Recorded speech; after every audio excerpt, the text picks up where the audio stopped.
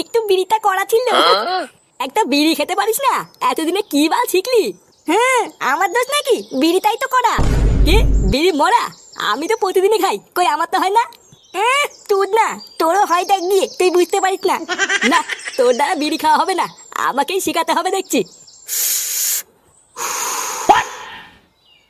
দেখ দেখ, এইভাবে খেতে হয় বুঝলি তো। ও বাড়া, ঘরের পিছনে বসে বসে তাহলে এই হচ্ছে। দাঁড়া, দেখাচ্ছি মজা।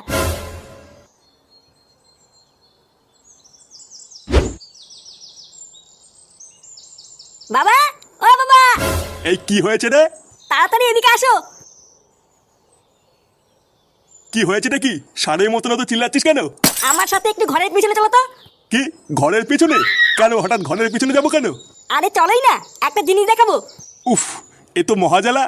আচ্ছা ঠিক আছে চল।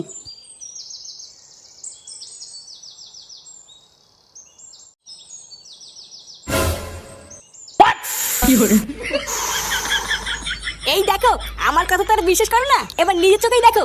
এই এইসব কি করছিস তুই? এ মা, দেখে ফেলেছে। এই তুই দাদু? বারো চুদা ছেলে, তুই ঘরের পিছনে বসে এই করছিস? এই নানা দাদু, আমরা তো খেলা করছিলাম। কি খেলা করছিলিস তোরা? চুয়োরের বাচ্চা, রোজ রোজ রান্নাবাটি খেলার নাম করে তোরা ঘরের পিছনে এসে এই করিস? আমরা তো রান্নাবাতি খেলছিলাম, তুমি ভুল দেখেছো। কি আমি ভুল দেখেছি? লেওরা, আজকে তোদের এমন ছাটা ভাঙবো, বিড়ি খাওয়া তোদের সারা জীবনের মতন গাড়ির ভিতরে ঢুকে যাবে। মানো চোদনাগুলোকে, বাড়া অনেক সহ্য করেছি, আজ এই দুটোর গাড় আমি ভেঙেই দেবো। না, তোর কিছু করতে হবে না, এই দুটোর গাড় আমি নিজেই ভাঙবো। এই মিলিতে দাদু, তুমি কি আমাকে মারবা? না না, মারবো না, সেগো মানি আজকে তোদের পুজো দেবো।